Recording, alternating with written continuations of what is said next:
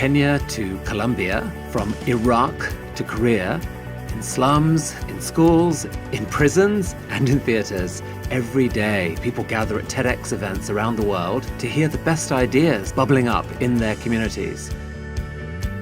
Today, you are part of a global conversation about our shared future. So what is this TEDx? TEDx is an initiative of the TED Conference, a nonprofit devoted to ideas worth spreading. We grant free licenses to allow TED-like events to spread globally. This event today is based on the TED Conference format and ideals, but is independently organized by your local community. So please make sure to thank the team of volunteers who worked so hard on today's event. It's their ideas, dedication, and time that made it all possible. It's they who booked all the speakers, and the views you'll hear today are, of course, those of those speakers, not necessarily of TED's. But we hope their talks spark an exciting conversation among you. This is a day for curiosity and for skepticism, for openness and for critical thinking, for inspiration and for action. The more you enter into it, the more you'll take out. And now, on with the show.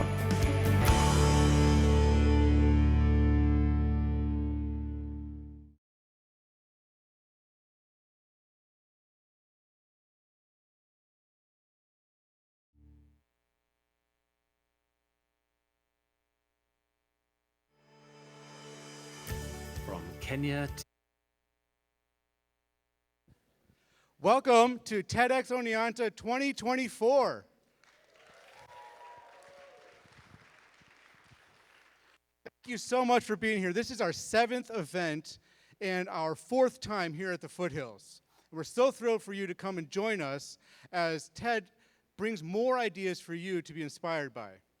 My name is Dan Butterman, and I'm thrilled to welcome you to this event on behalf of the Planning Committee. We've been at this for about a year, and we're so excited to be at this moment to share these ideas with you, because we heard these ideas in March and April, and since then we've just can't wait to get to this moment to share these ideas with you. But in order to make a TED event successful, it takes quite a bit of work and quite a bit of support from the community.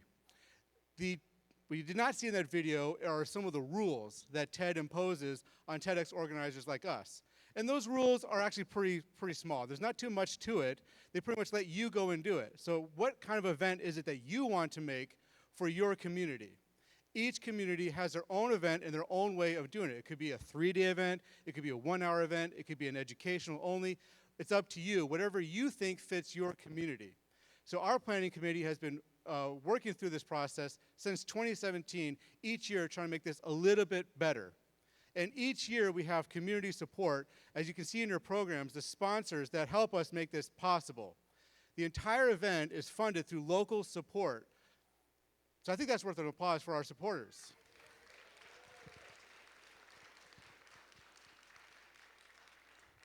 Some of our sponsors have been with us since the very beginning, and I saw some of them walk in, so of course this is my chance to say thank you again to those. And 2 in particular, we have NYCM Insurance and Harwick College, and Harwick College, that have been with us since the very beginning. I saw quite a few NYCM employees walk in. I also saw quite a few Harwick employees and students walk in. So I want to know who's more excited to be here. So let's first hear for NYCM. Well, that sounded pretty good. Okay, Harwick College, you know what you got to do. Let's hear it for Harwick College.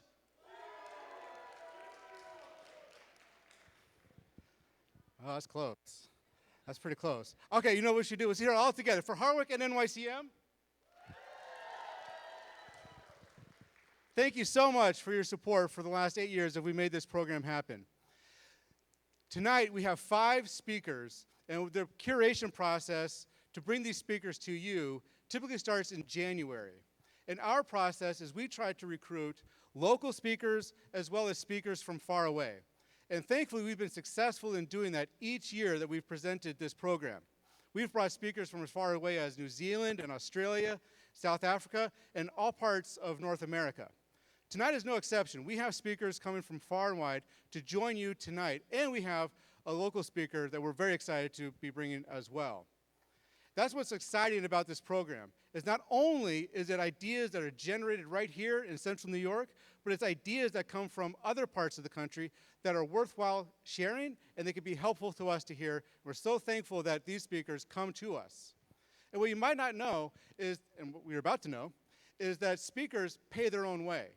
We don't pay speaker fees. We don't do anything to recruit them other than say, we have a stage for you, we think you have a great idea, and we want you to come share it with us. And so it's on them to get here. They're so passionate about the things that they want to share that they'll come to us from wherever they are. And we're so thankful that they're willing to do that. So let's get right to it. Let's get our first speaker out here. It's Marissa Cohen. She came from the faraway land of New York City. And she's going to share her ideas about how we can make friends as adults. So please join me in welcoming Marissa Cohen to the TEDx stage.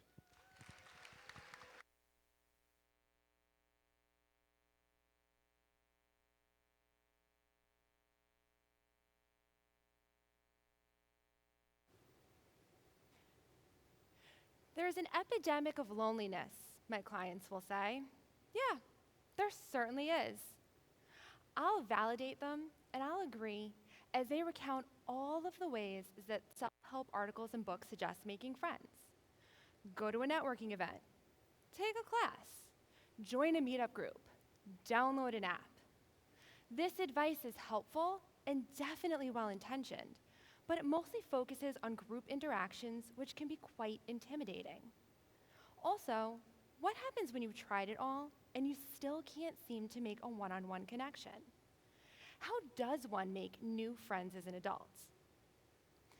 I'm a relationship scientist and a marriage and family therapist, which means that I study relationships for a living, both clinically and academically. I'm fascinated by how people bond with one another and form authentic connections. One of the most common topics in my work is a challenge that people have with making new friends as an adult. It's especially difficult when no longer in school and no longer transitioning to a new job. Even with a fulfilling life and hobbies and interests galore, a lack of friendships can lead to feelings of loneliness. This was certainly exacerbated by the pandemic. Loneliness has pervasive impacts on a person. Not only are there psychological consequences, but there are physiological effects as well. Research has linked loneliness to higher rates of anxiety, depression, heart disease, type 2 diabetes, high blood pressure, stroke, a weakened immune system, sleep disturbances, and the list continues. Combating loneliness and the challenge of making new friends as an adult isn't only a common topic of discussion amongst my clients, but is also of personal importance. Finding myself in a comparable situation, I've been there and done that when it comes to social outreach. Sure, I've made many acquaintances during my friend-making attempts, but no real connections. It not only seemed daunting, but nearly impossible to do. I knew that I needed to find a new way to make friends, and I wanted to try something a bit different. So I decided to embark on a friend-making challenge for the new year a few years ago, a fun but anxiety-inducing resolution, if you will, in which I would publicly post a call for friends on social media. Now, this was motivated by my own challenge with making friends and my experiences with loneliness, but these were themes that I was starting to find were way more common than I had initially thought.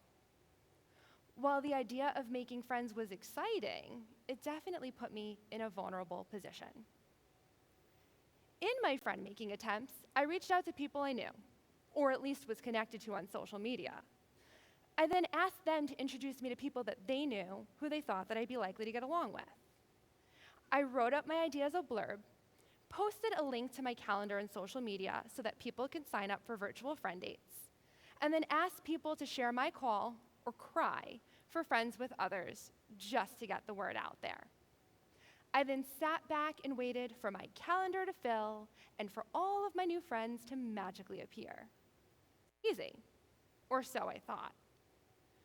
But in reality, day 1 post-friend call, nothing. Day 2, crickets. People liked my post, and many even commented that they thought it was a great idea, but still no sign-ups. Day 6, still nothing. I began to wonder, should I edit the post? Delete it entirely? I started to feel strong feelings of shame and embarrassment as a result of my very public admission of friendlessness. I went back and forth debating whether or not I should abandon this idea entirely. But I knew that I needed to find a new way to make friends, especially before the loneliness got worse. I was going to need to be even more proactive and really put myself out there. So I tweaked my approach. I had my initial goal, which was to go on one virtual friend date a day during the month of January. But now I was going to reach out to people individually. Perhaps a personal plea would get people to assist. This would put me in even more of a vulnerable position, as now I would know that the message would be received, but a response may never be returned. Despite my fear, I continued on with the task. I reached out to people I missed, people I was connected to by circumstance and wanted to learn something more about, and people in which the friendships just kind of fizzled over time. I had moments of doubt and insecurity, but this experience unlocked something within me. Leaning on this project as a purpose, I found that I became much more direct in my desire to share, to connect, and in some cases reconnect with others in a more direct way. It was both humbling and empowering at the same time. By the end of December, I had a full calendar set for the month of January with both new people and people that I was about to become reacquainted with for early morning virtual coffees, late night virtual drinks, and midday work breaks. I was ready to begin. Each date was initially virtual, and many led to in-person second dates and beyond. Each one was different. During some, we engaged in fun and easy banter, and during others, thought-provoking conversation.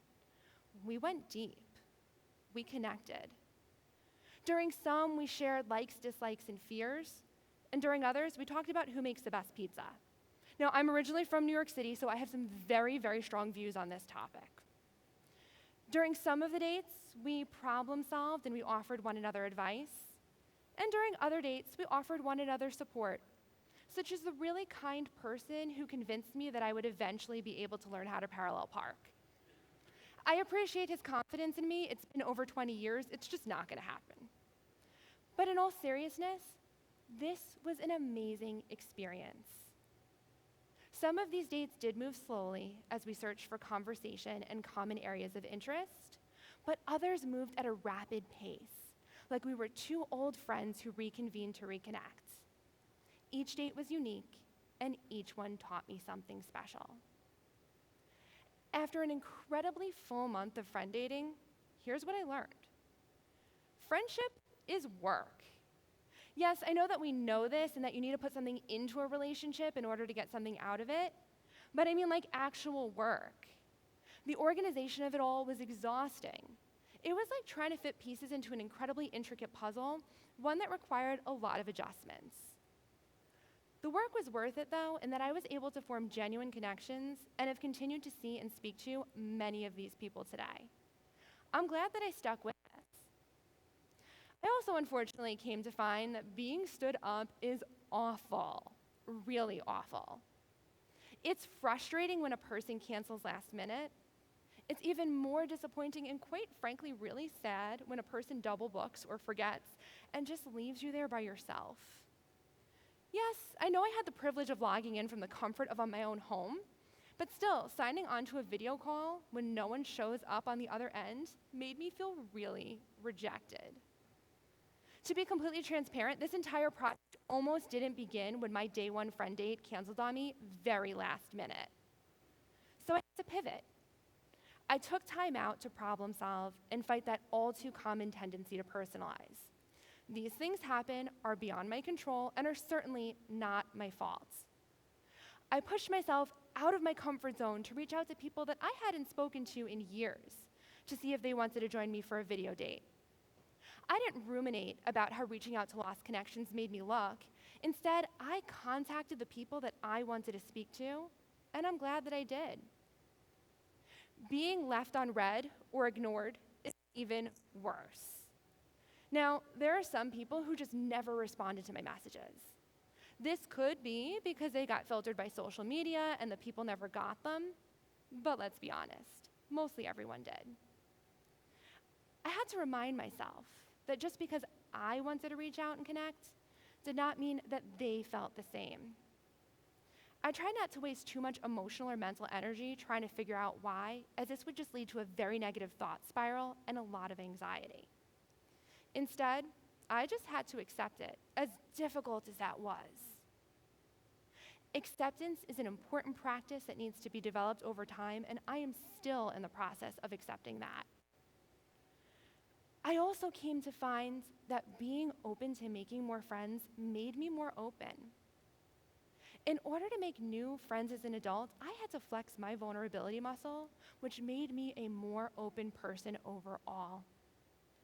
This is because in order to make new friends, I had to expand my social circle, which required me to cultivate and expand my interests. I started to sign up for experiences such as creativity groups and improv classes. Soon, my calendar wasn't only filled with virtual friend dates, but personally enriching events as well, and it was actually quite amazing. And I realized that there were also some people who I knew, but I didn't really know. I found through this that there were many people that I was connected to, mostly from previous work environments, in that while we had seen each other almost every day for a period of time, we didn't really know anything about one another's personal lives. Through this experience, I got to learn who they were at a deeper level, and for that, I am truly grateful. This experience was rewarding, but it was also really intense. It required me to confront my feelings of loneliness, to put myself out there, and to let my guard down amongst people, many of whom I didn't know. But this also taught me many valuable lessons about friendship overall. These are lessons that I will take with me, such as, number 1, when in doubt, reach out. No, you can't predict the type of response you'll receive from others, but at least you'll have left nothing on the table. I was lucky in that I was mostly met by responses such as, "I'm so glad you reached out," and "What an amazing idea." During the date, people discussed their own experiences with loneliness and how difficult it was for them to make friends. They validated my feelings, I validated theirs. They provided me with the reassurance in that I had done the right thing by reaching out, and perhaps I encouraged them to connect with others as well. Number 2, ask questions and actively listen to the answers. By maintaining a level of curiosity, you get to learn who a person is at their core and what makes them tick. This is what fosters a human connection.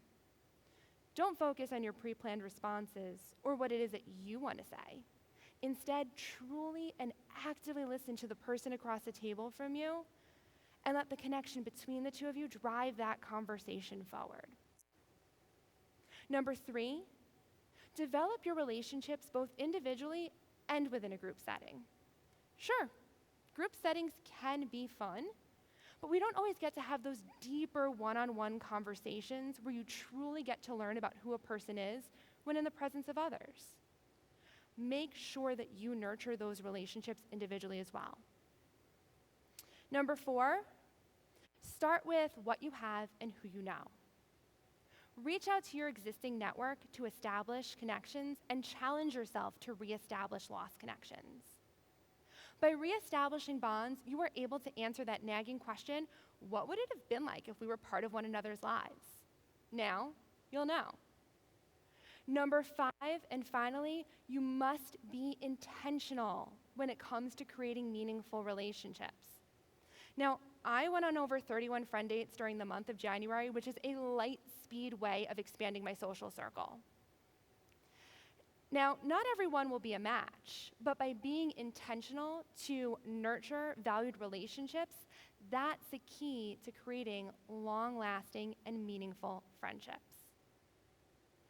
Making new friends as an adult is hard. I want to assure you that you are not alone in your feelings or in the experience. Will this project solve the epidemic of loneliness? Not necessarily, but it does have the power to make a difference.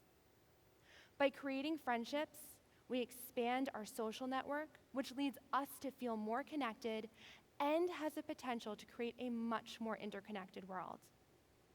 Perhaps this idea will encourage you to start a friend dating project of your own. And who knows? Maybe our paths will cross along the way. Thank you.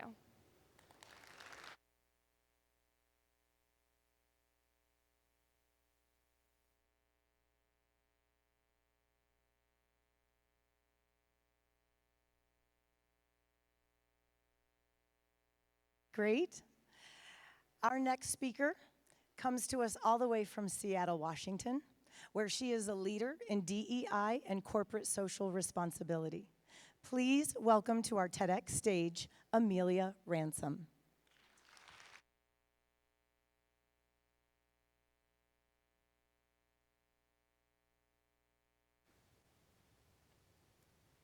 No one is more surprised than me that I get to be here with you today to talk about diversity. Not because I don't think it's important, but let me just keep it real.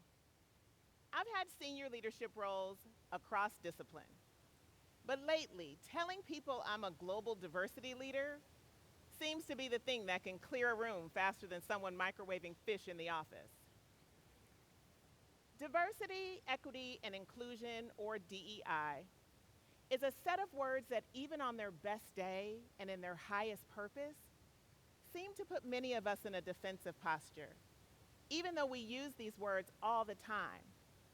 When the financial planner tells us we need more diversity in our portfolio, well, we think they're doing a good job. But with people, we're all too happy to see each other as caricatures we've become comfortable with and reject anything that calls us to look deeper at the truth of our actions. So I'm sure you've had this experience. You find out you were wrong about something you thought was a universal truth. Maybe it was funny. Where were you when you found out they don't call it soccer everywhere? Or that some people actually don't like chocolate. Now that one was a game changer. But sometimes the shift in reality is more consequential. I remember the first time I had a realization like this. Let's set the scene.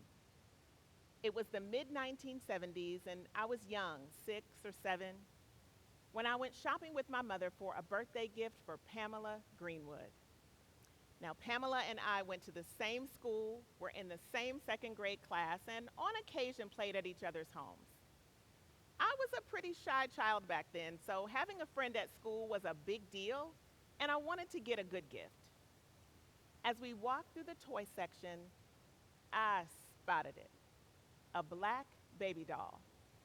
I'm not sure I'd ever seen one before.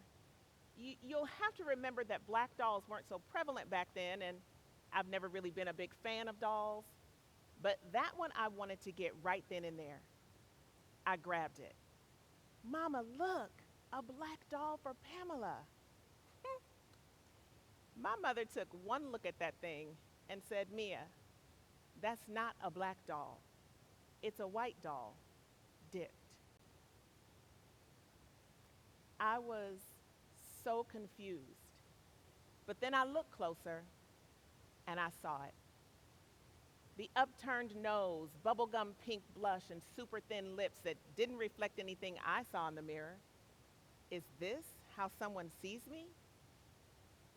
That doll represents the challenge that many of us are having with DEI right now. We want to dip our companies in diversity without doing the deep transformative work that makes a real difference. Some of our efforts have been so superficial that they haven't achieved change any deeper than the color on that doll. At a time when many companies' commitment to inclusion is fading away faster than my New Year's resolutions by February, we've still left so much unanswered.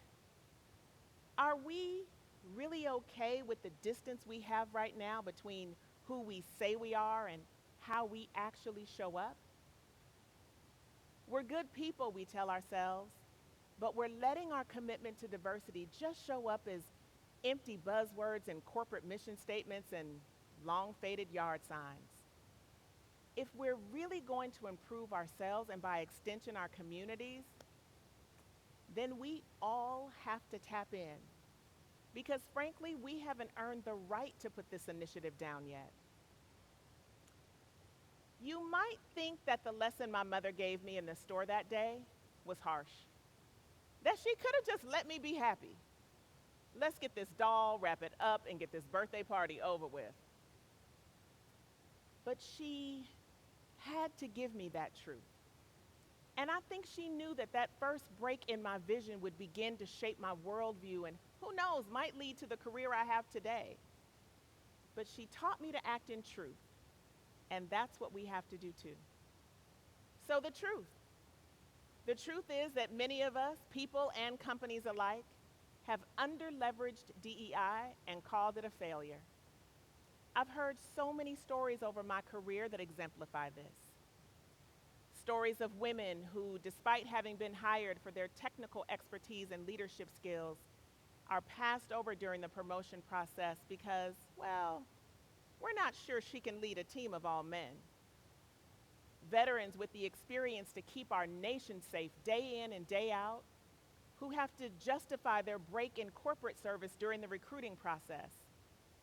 And companies who put pictures of happy employees on the website, when the reality on the ground is a lot more complicated. Some of those very employees hired for their unique capabilities are being told their natural hair is unprofessional. The way they worship is somehow political. And the company store that has all the coolest branded swag just can't carry their size. Businesses create systems to support equity and achieve company goals, and then undermine them time after time. And let's not forget the recent examples of companies who, when facing both internal and external critique, made all manner of commitment to improve the hiring and retention of people of color. And for a time, they did. In 2021, the year after the senseless murders of George Floyd, Breonna Taylor, and too many others, there was indeed a shift. According to a Bloomberg report, S&P 100 companies more than doubled the percentage of people of color in professional, managerial, and executive roles, increasing by a record-setting 2%.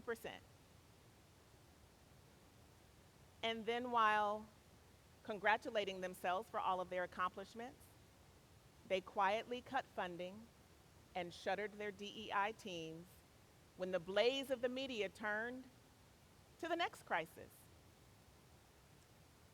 As long as we rely on tragedy to fuel our diversity efforts, we are destined to fail. Whether we want to face it or not, the data are clear. More diverse organizations are better organizations, culturally and importantly, financially. They're more innovative, productive, and sustainable. Now, that's just the evidence-based truth.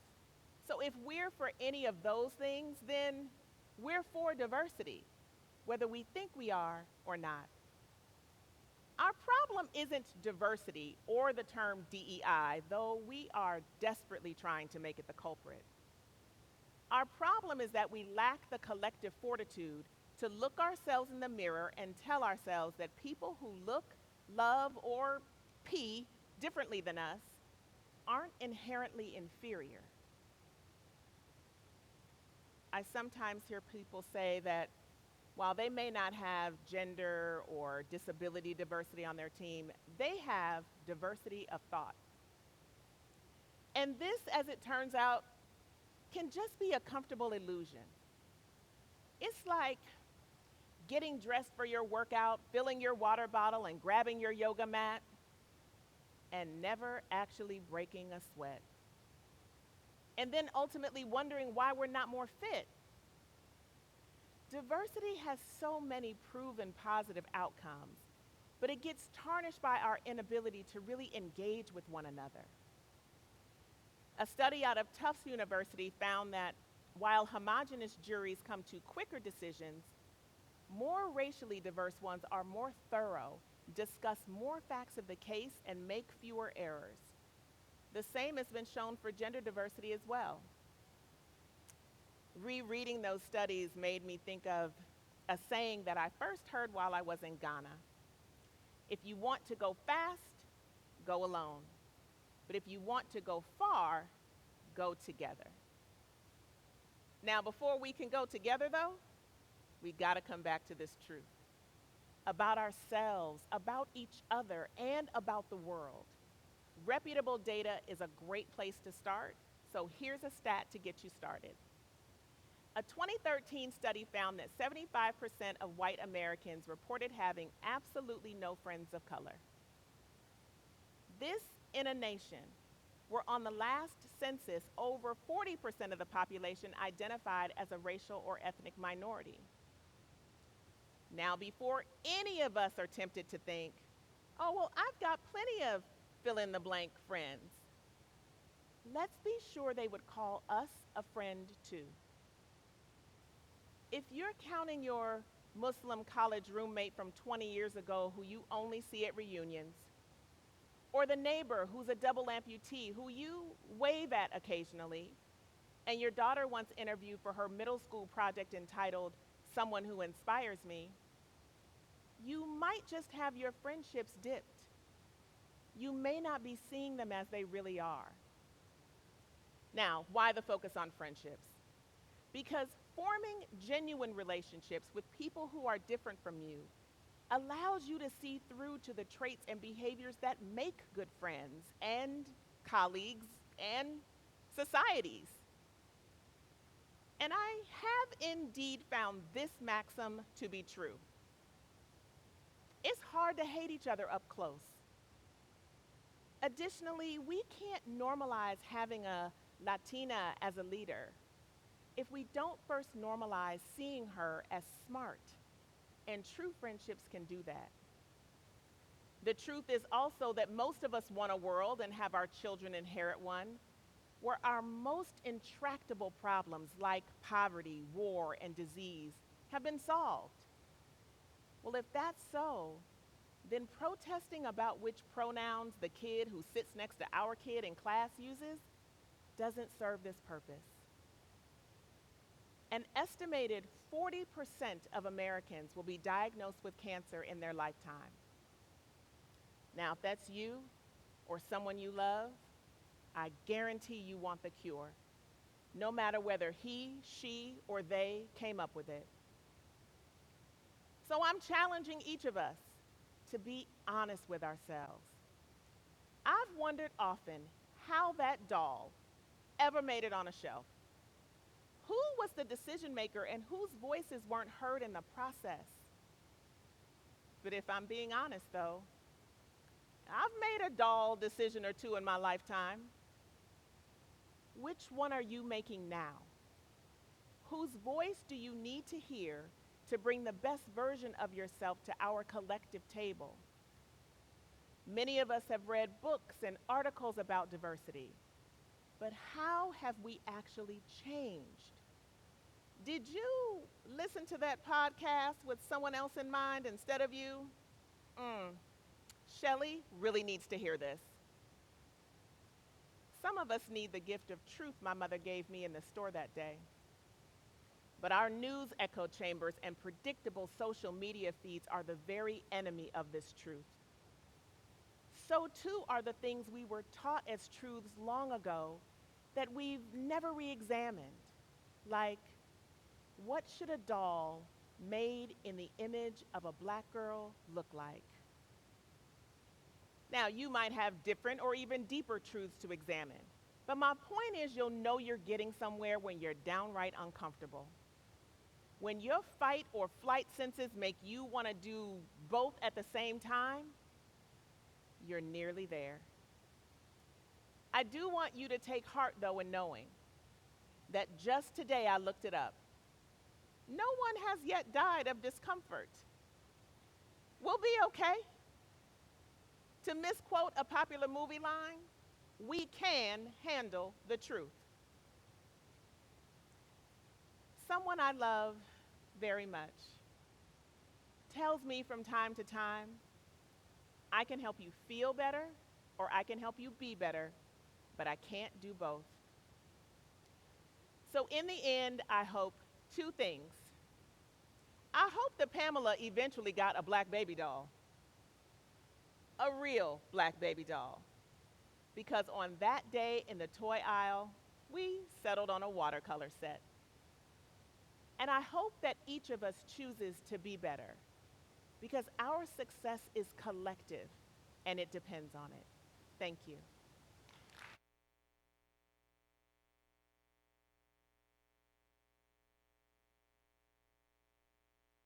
All right. Who's feeling inspired tonight?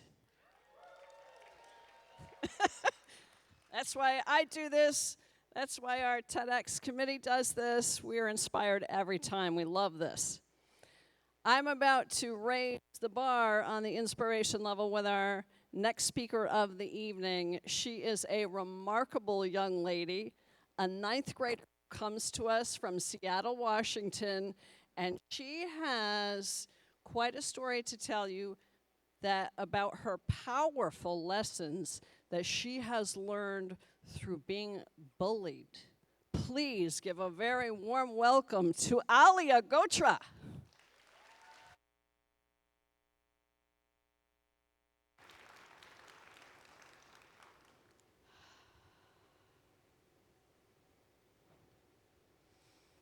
Playing hide and seek should be one of those childhood games that brings you joy, laughter, and friendship. But it wasn't for me that day. It was all darkness. My friends left me in that tiny closet alone for a very long time. It felt like eternity. The only thing I could visibly see was the little bar of light peeking through the bottom of the door. I couldn't hear a thing except for my own breathing and slow, pounding heartbeat. The excitement started building in my chest, and my smile was wide and mischievous at the thought of winning. I thought I won the game, but it was the opposite. I was completely forgotten. I guess I didn't matter. I was confused and hurt. They started a new round without even bothering to try and find me. Was I nothing? Oh, her? Yeah, she's not important.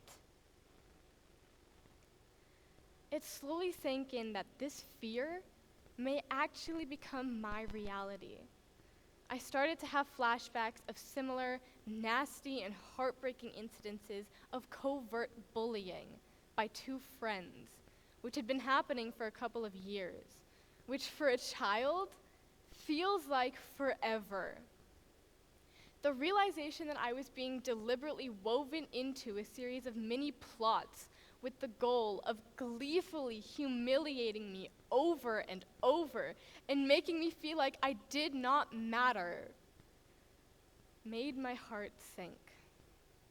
I was trapped, which eventually led to a series of panic attacks.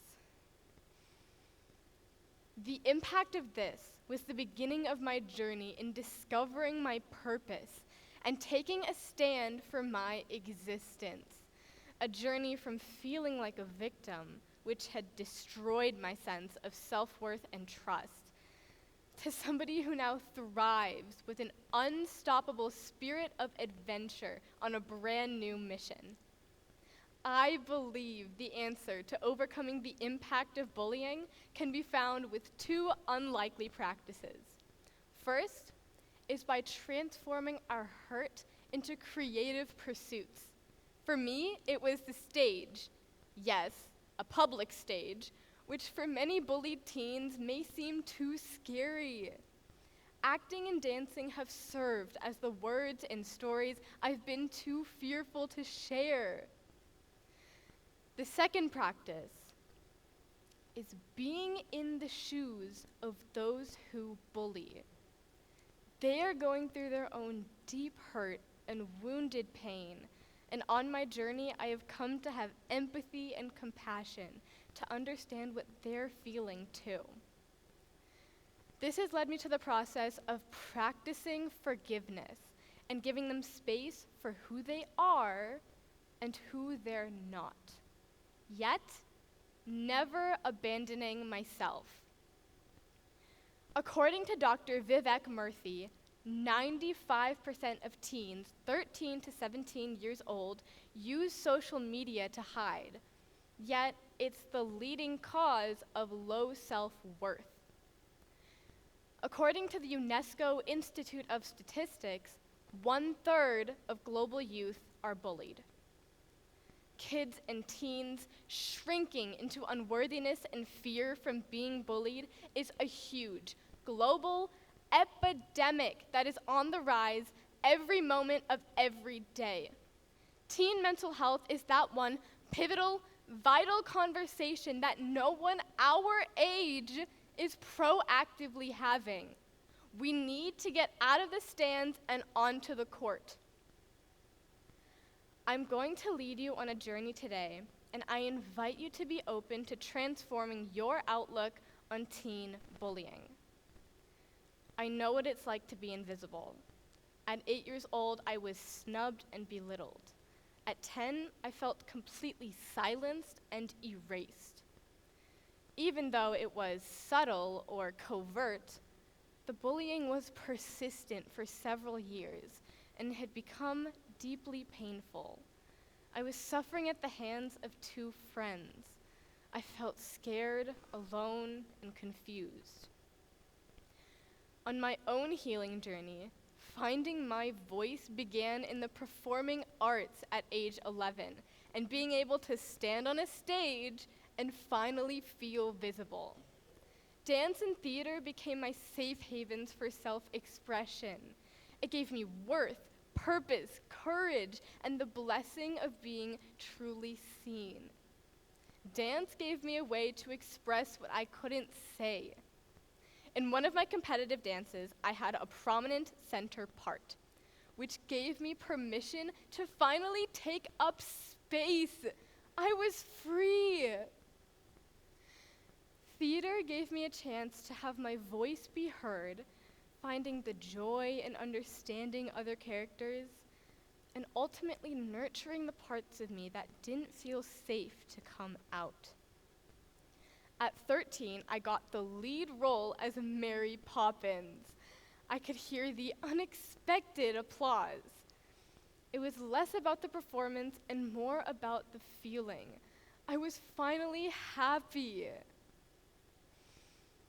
At 14, I started performing various monologues from Joan of Arc to Laura from the Glass Menagerie. And of course, I worked on comedy too. This helped me tap into and embody another character's being, which enabled me to feel compassion, even for the bully. I found the confidence to be part of the leadership program at my middle school and had fun debating on the debate team as a defender. These newfound passions became the voice to put an end to my silence, the power and tenacity to overcome trauma, and a new vision to help others lead from communication, self-expression, and kindness. There are ways to be seen and express yourself in ways you never knew existed. Far too often, we hear about coping with bullying from parents, educators, or therapists. Rarely do we hear it out loud from the hearts of the teenager who has been living through it. It's not about the adults solving the problem. It's more empowering coming from the teens themselves. I want to share a quick story of how this all came together for me. It was the day after a social gathering. By this point in this series of events, I had started to become more aware of my so-called friends' behavior in group settings. The morning after, I was talking with my mom about all the incidences I had experienced from them. I was done. I will not be treated like this. I am not nothing. I will not keep suffering in silence and misery. That day, I took little Alia's hand and stood for myself. I set my boundaries with them at age 12. I felt such relief that I consciously chose to have my own back.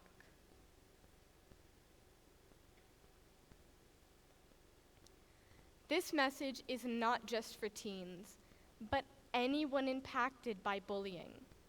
It's for parents, educators, and therapists to be open and communicative, to provide a safe space for kids to express themselves and feel supported. How can we make a lasting impact and reshape the current narrative on bullying? My message is about having the courage to stand up for ourselves, confide in our parents, transform our hurt into building personal power, and illuminate our passions and what makes us happy, while still holding space for the bully. My mission is to have people be understood, heard, and most of all, to no longer remain invisible. Whether it's on a stage, giving back to others, expressing yourself through sports, or just finding that one thing that makes you feel visible. Maybe it's out of your comfort zone or overcoming a fear, but it's about capturing those moments of freedom, which makes all the difference. The essence of being visible is not external. It's about sharing vulnerably and authentically who you are inside. I invite educators to lead by example on what kindness is, what healthy communication looks like, and how to express ourselves responsibly. How do we guarantee mental and emotional well-being to be part of the school's curriculum? I invite parents to create communicative and nurturing environments at home. How do we proactively identify and get to the root cause of the bully's unseen pain and powerlessness that in turn deeply harms the ones being bullied? How do we lead from true power versus force to create a more wholesome future? I urge everyone to choose to come out of the dark spaces in their minds. Discover your true self and innate worth so you never feel the need to make anyone else small. Marianne Williamson once said, "Our deepest fear is not that we are inadequate. Our deepest fear is that we are powerful beyond measure. It is our light, not our darkness, that most frightens us." My parents are always catching my free fall, from the support of my dad's open-hearted listening, to my mom being my best friend, my coach's unwavering stand for me, and of course, my Siberian Husky's innocence and exuberance makes me feel so loved. I invite you to create a team for yourself and your life that empowers who you truly are. I'll never look at hide and seek the same way again. I know how to avoid the dark closets, how to stay out of the shadows and shine a light. Everyone has their own stories. We just need to be brave enough to hear them with open hearts and minds. This is my story. This is my journey from invisible to I am visible. Thank you.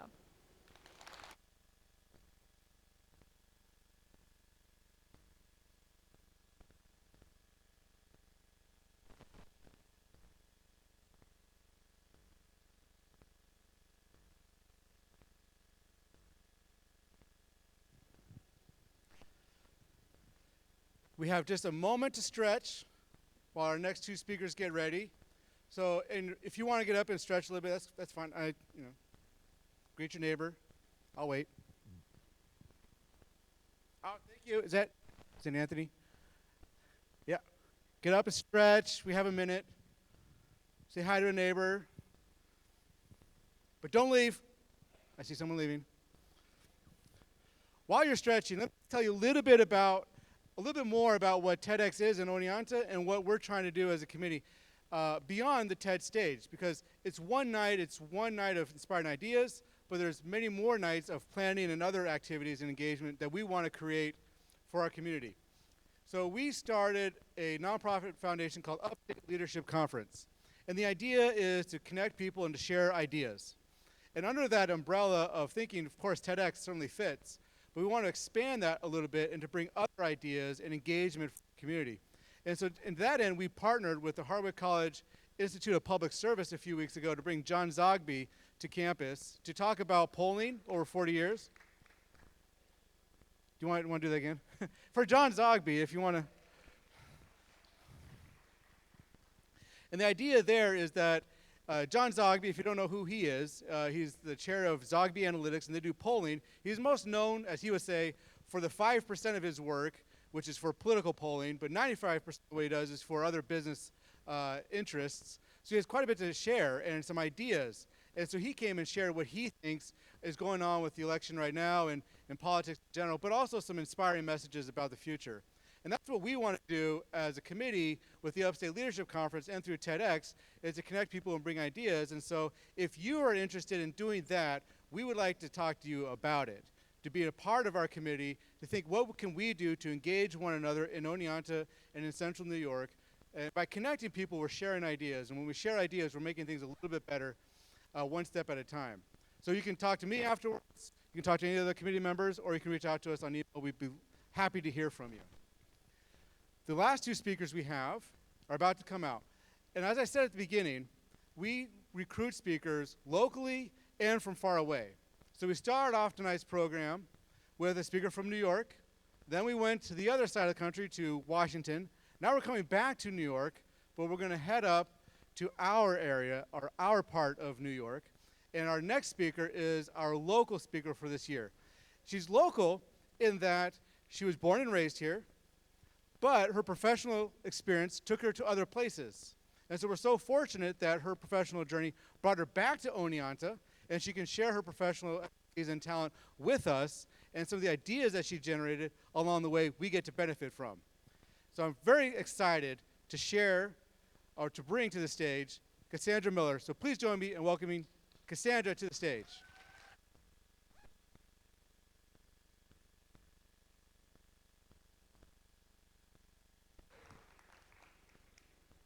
Hello, I'm going to tell you about the economic benefits of the arts. Now, I'm not an artist, not professionally anyways. However, I am very artsy. I grew up as a theater kid, and now I'm a theater adult. I love going to museums, and when I found out that I would have to sing for tips at the ice cream shop that I worked at in college, I was like, give me my spatula.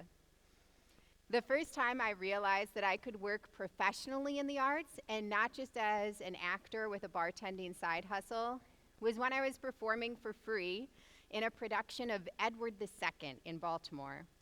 I thought our production was so wonderful that I took it upon myself to reach out to as many media outlets as I could. And my director said to me, Cassandra, you should apply to be the public relations manager at the professional theater where I work. I had no idea this was a job, that I could get a salary and retirement contributions, getting other people excited about art and theater. And that's when it clicked for me that arts and culture organizations are businesses. They employ people, they purchase goods and services, and they contribute to the economy. Arts and culture is actually kind of big business. According to the U.S. Bureau of Economic Analysis, in 2022, the arts and culture sector contributed $1.1 trillion to the United States economy. That's a larger share of the GDP than heavy hitters like construction, transportation, and agriculture. And that number trickles down to the state, local level, and to you. If you've ever gone to your kid's school play, or went out to see your favorite band perform, or bought a ceramic mug at an arts festival, you are a patron of the arts. Arts and culture includes everything from art and music, museums, theater, literature, to historical and cultural institutions and arts education. The arts have served several purposes in society since prehistoric times. They give us pleasure. It feels good to create something or enjoy somebody else's creativity. The arts also expands our worldview and introduces us to new perspectives. The arts help us communicate our feelings more deeply and helps us cope with our feelings. Have you ever noticed how listening to that sad song on repeat over and over again to get over a breakup somehow helps? About half of the healthcare institutions in the nation offer some kind of arts programming because of the healing benefits. The arts are really good for you, and they're enjoyable. The arts are like ice cream for the soul, if ice cream had the same nutritional value as broccoli.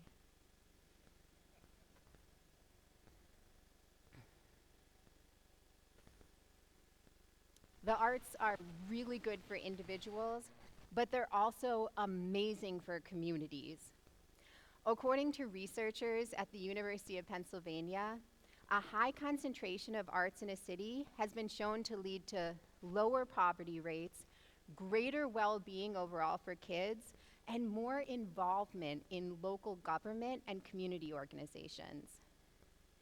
The arts help strengthen social bonds, and they also create a sense of identity for places and can even help shift the perception of places over time.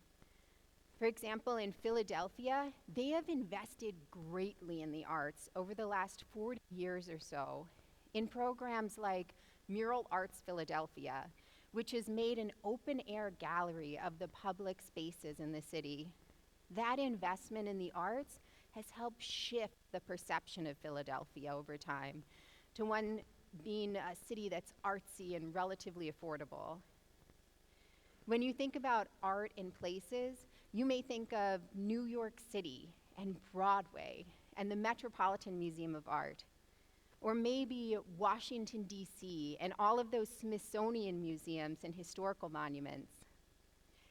I think of my hometown, Oneonta. We're a small community near the Catskill Mountains, and it's beautiful, but we are not near any other cities. Yet, every week you can find live music, art openings, theatrical performances, and really cool cultural events. What these 4 cities all have in common, Philadelphia, Washington, D.C., New York City, and Oneonta, is that they all rank in the 95th percentile as having the most arts-vibrant communities in America. This is according to the National Center of Arts Research, SMU Data Arts at Southern Methodist University.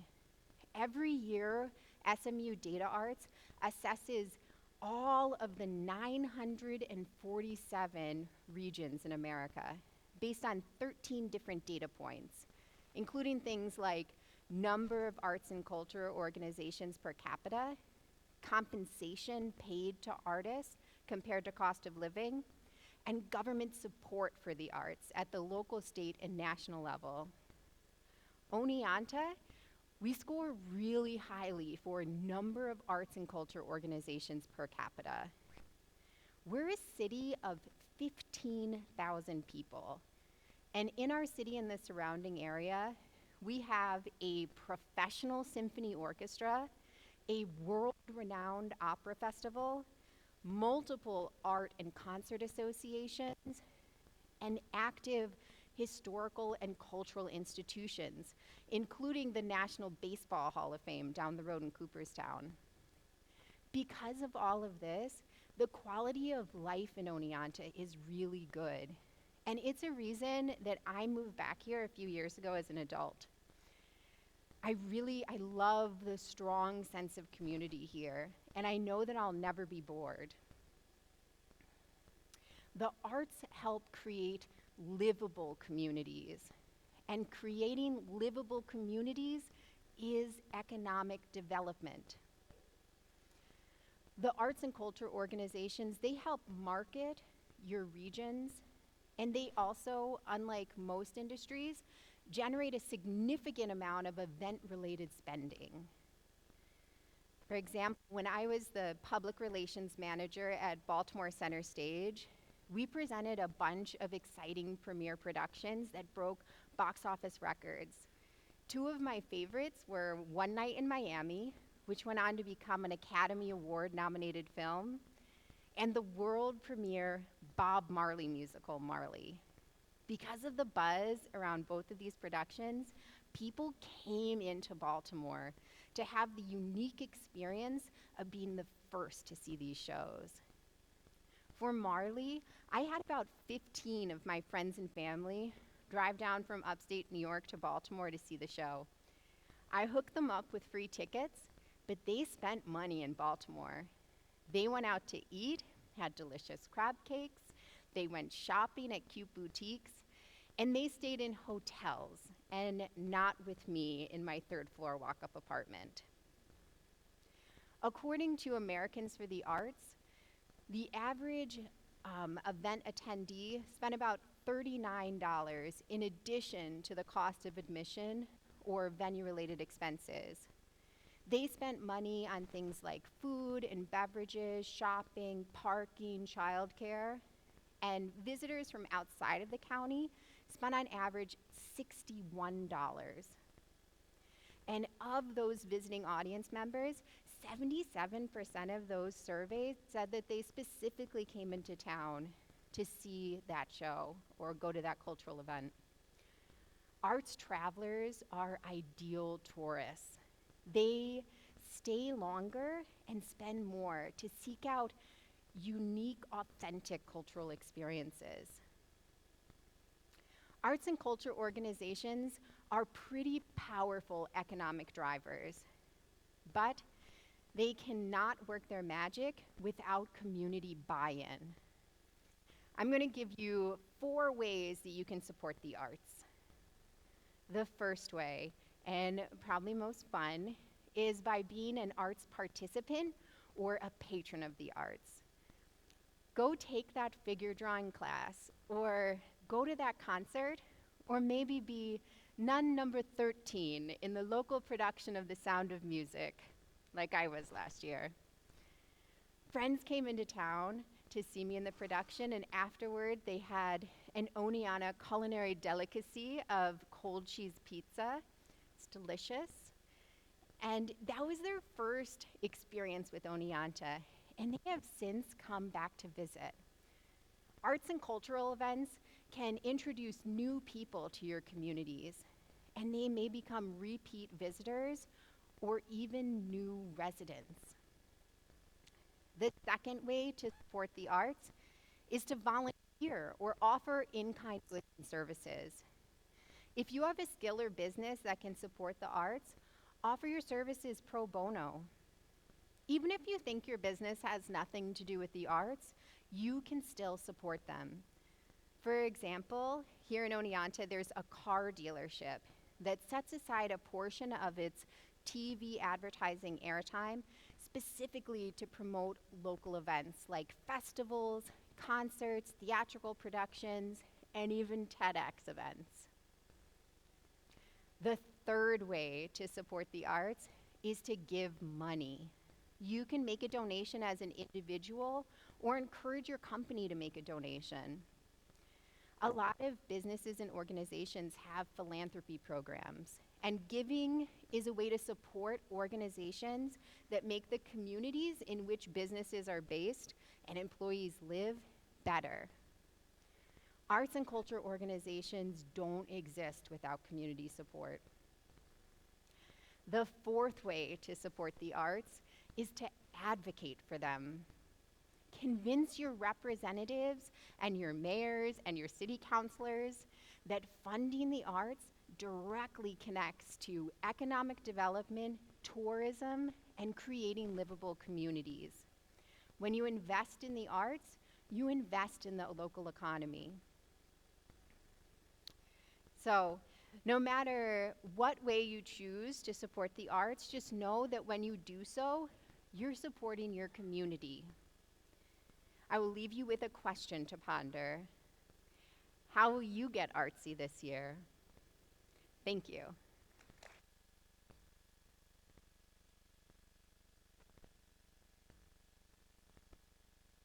Awesome. Oh gosh, I can't believe we have one speaker left for you this evening. What a wild world we live in, right? We're all looking for strong leaders to show us the way to a brighter future. What if, let's just do a what if here. What if you discovered simple things that you could take away tonight to become, to transform into leaders among your friends, your peers, your workplace, your community? Troy C. Smith comes to us all the way from Lakeland, Florida. He was in the eye of the hurricane, and yet he's here. And he has a great message to share with you this evening about hope-driven leadership. Please welcome Troy C. Smith. Have you ever heard a song that takes you back in time to a happy place? For me, that song is Michael Jackson's Don't Stop Till You Get Enough. It was 1979. My dad owned a record store in the Bronx, New York. And we had this speaker that played music from inside the store out into the street. And as I would put this record on, people would come scrambling into the store with curiosity and excitement. And they would ask, "Is that Michael?" I would say, "Yes, this is Michael. This is his first single off his debut solo album, Off the Wall." You see, many of us, we have moments that are attached with music that are etched in our memories. And when we think about them, we still smile. Remember the joy of that experience. In that regard, for me, I smile big when I think about Michael's song because I think about my dad. My dad would come rushing into the store with boxes of 45 singles. Yes, vinyl. I'm sorry, if you don't know what 45 singles are, Google it. He would say, "Son, keep playing this song over and over again. It's going to be a hit." And my dad was right. It earned Michael his first ever Grammy. You know, when I think about the times of working alongside my dad in the record store during the summers, those were special moments for me because it was the only time that I truly was able to connect and have quality time with him. As I became an adult, as I grew and our relationship grew, we became more like buddies. We enjoyed having good times, even with the simplest things. As a matter of fact, when we called each other, you would think that we were two characters on the old Budweiser commercials back in the early 2000s, because we'd get on the phone, "What's that?" And my dad is doing the same thing on the other side. You know, I coined myself a student of life. And just like all of you, I'm enrolled in Adversity University. The longer I live, the more I realize that adversity can strike at any given moment. But it's how we rise that helps define us. Friday, May 31st, 2013, I got the call that rocked my world and changed my life forever. I was on my way to work at Geico, and my Uncle Mike informed me that my dad had a stroke, took a fall, and now he's in the hospital in a coma. Torn on what to do because I'm in Florida, my dad's in New York.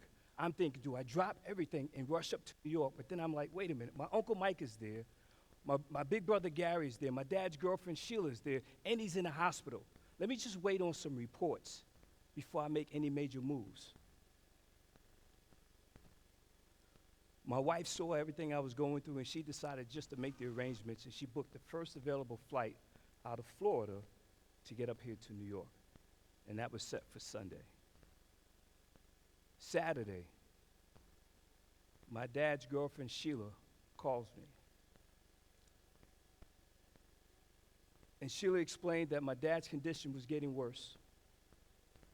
And she encouraged me to talk to my dad in that moment. And she took her cell phone and put it to my dad's ear.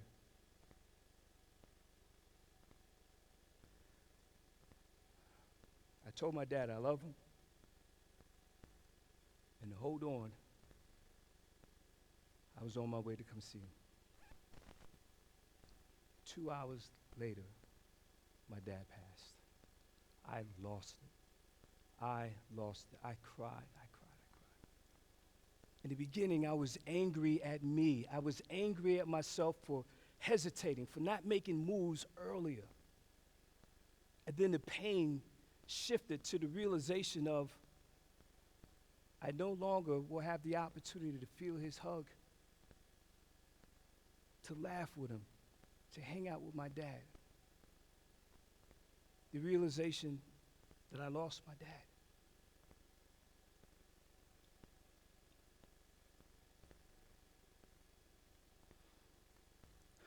I spent the next 2 weeks in New York, not too far from here, Milton, New York, alongside my big brother, Gary, as we were planning for my dad's funeral and settling all of his affairs. And it was in this moment that I realized how we communicate as a society. I recognized a couple of things. The first thing was people's robotic, casual attempts at extending empathy. I'm on the phone and people are telling me, Mr. Smith, I'm so sorry to hear about your loss. Mr. Smith, I understand exactly what you're going through. And then in my mind, I'm thinking, how could anyone know exactly what I'm going through? How can anyone know the dysfunctional relationship that my dad and I had when I was a little kid? The disappointments, the no-shows. Me being 12 years old, shutting my dad out completely out of my life because I was so tired of all the disappointments and the hurt associated with it. How could anyone know the healing and the mending that we had to go through to restore our relationship? How can anyone know about the last game at Yankee Stadium we attended, taking that experience in as we went to so many Yankee games? How could anyone know that we were planning to go to our second Super Bowl? How could anyone know that deep down I was hurting so bad, wishing I had that year back, to cash in that year back to be with my dad?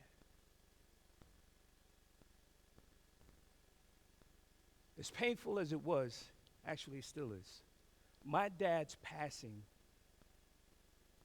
created a huge shift in my life,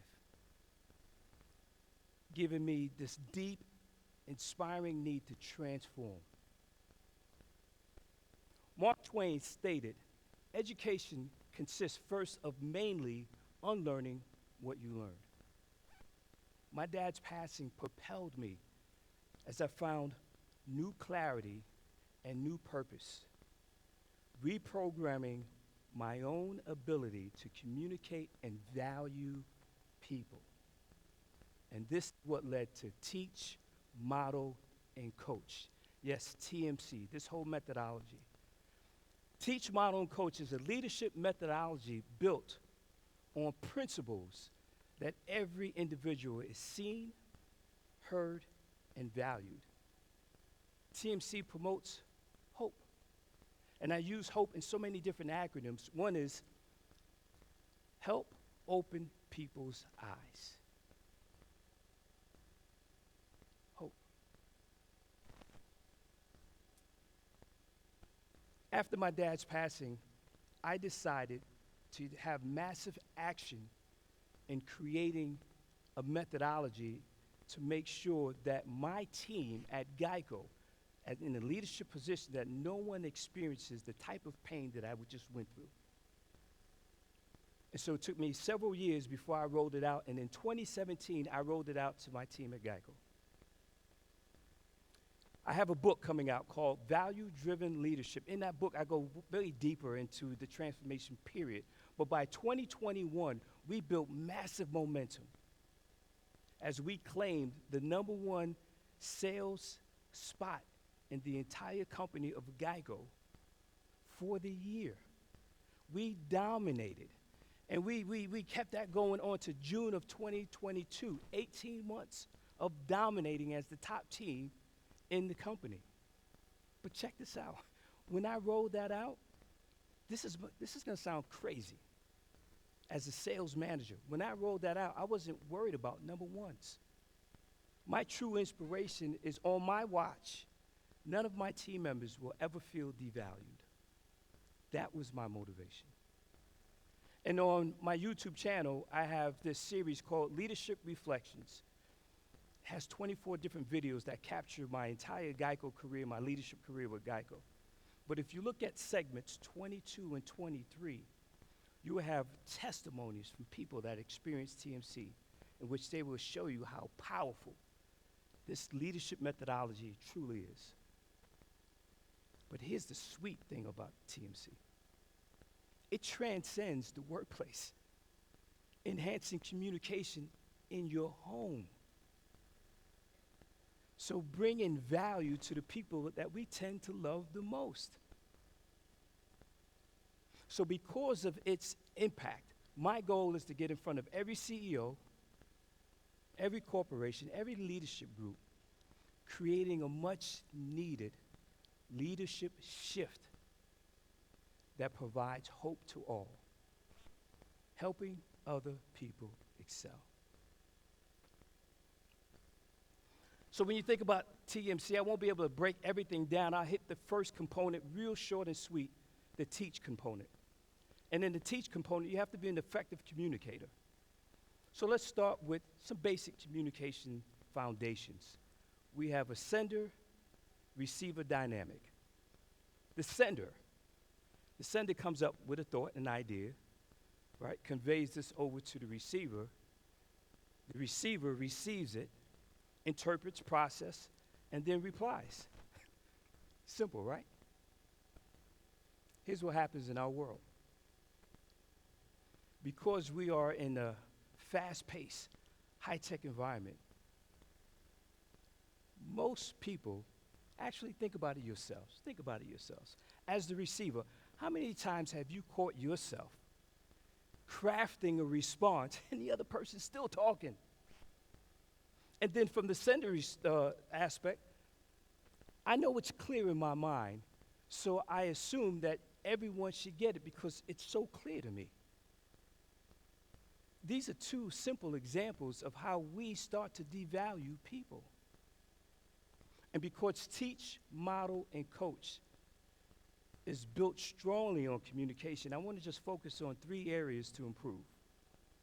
The first area is be clear and concise. Speak about the origins. Where's this coming from? If you just think about something, hey, let me just out of the blue, no, give the origin. What happened that you're speaking about this? And then add a story to it or illustrations to cement the point.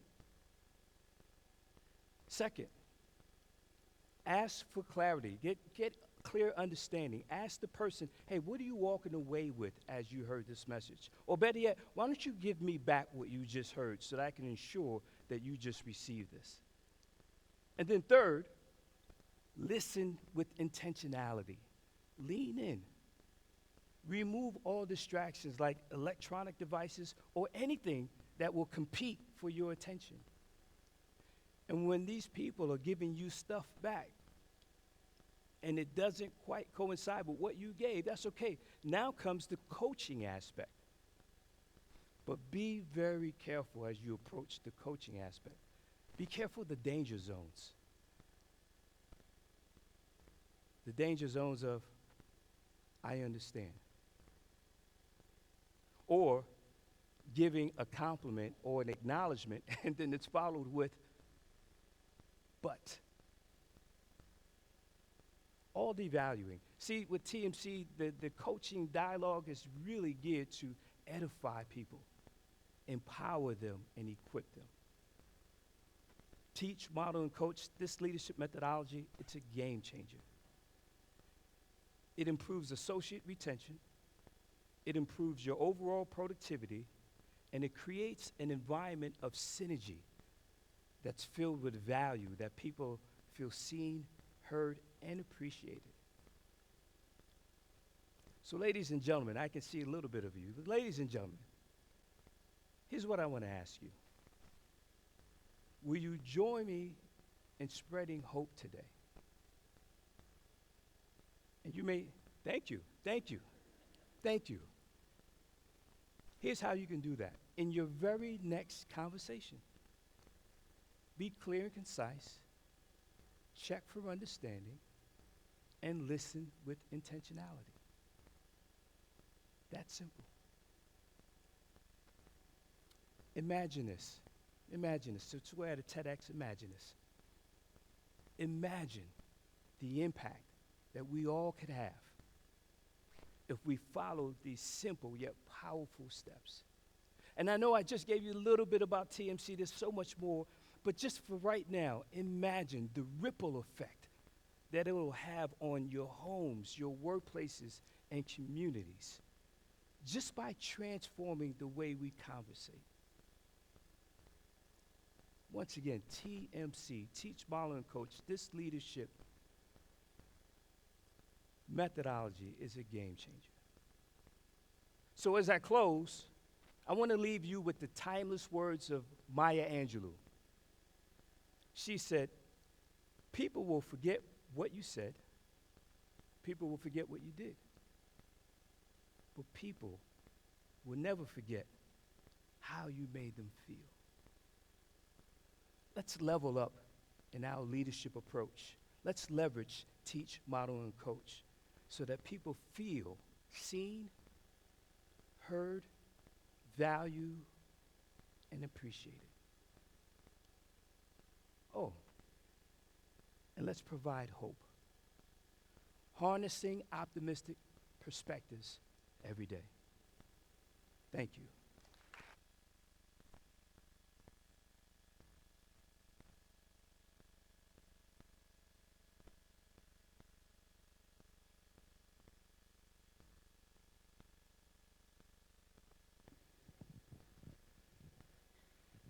And there it is, 5 more speakers sharing their big ideas right here in Oneonta on our very own TEDx stage.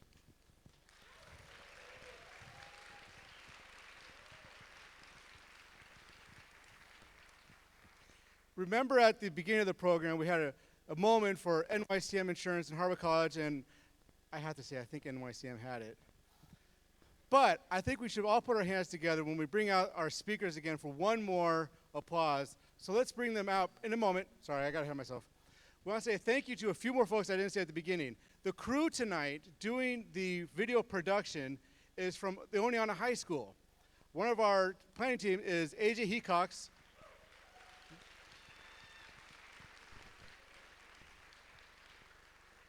For the last 3 years, he will bring his students down to run the cameras, and then after tonight, they will edit the videos that will eventually be posted online, thanks to his students and his class up at Oneonta High School.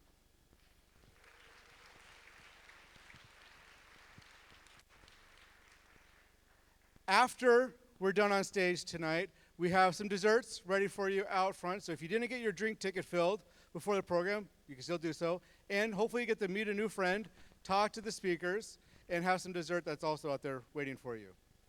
So here's the moment to put the applause together and beat what we had for NYCM and Harwick as I bring out the speakers from the 2024 TEDx. Let's start. Let's have them come out. It's Amelia, Alia,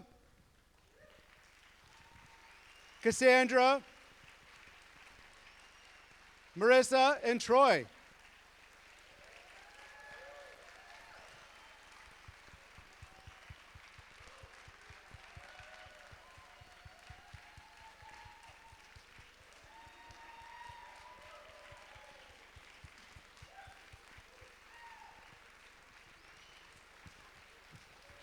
And keep the applause going for the amazing planning team that puts this together, that works on it all year. Leslie Parmenter, Lisa Machut, Lisa Samuels, who are backstage, AJ Hecox, and where's Wesley Harder? She's somewhere. That work all year to put this together. Thank you for everyone for your hard work, and we look forward to seeing you out front. It's a great time to ask questions of the speakers and to make new friends. They'll be there for questions. However, Alia is going to be going to homecoming tomorrow night, so she needs to get going to her plane back to Seattle. So if you want to talk to Alia, make sure you talk to her first before she has to hit the road. We'll see you out front. Thank you so much for coming.